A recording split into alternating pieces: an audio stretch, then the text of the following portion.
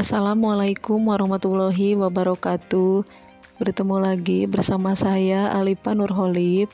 Di sini saya akan melakukan kegiatan praktikum IPA mengenai listrik dan magnet.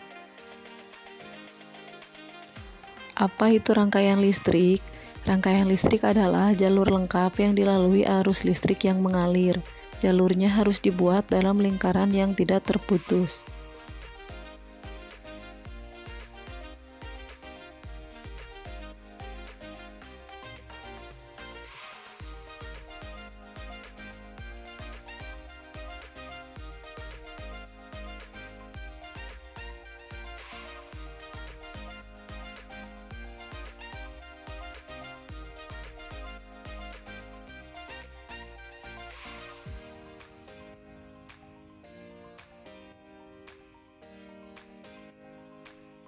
Adapun tujuan praktikum kali ini yaitu yang pertama menunjukkan adanya muatan listrik pada suatu benda akibat yang timbul dari sifat muatan.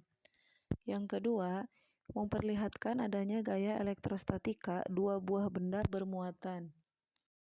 Langkah kerjanya, gantunglah sebuah bola pingpong pada bagian pinggir meja dengan menggunakan benang dan isolasi.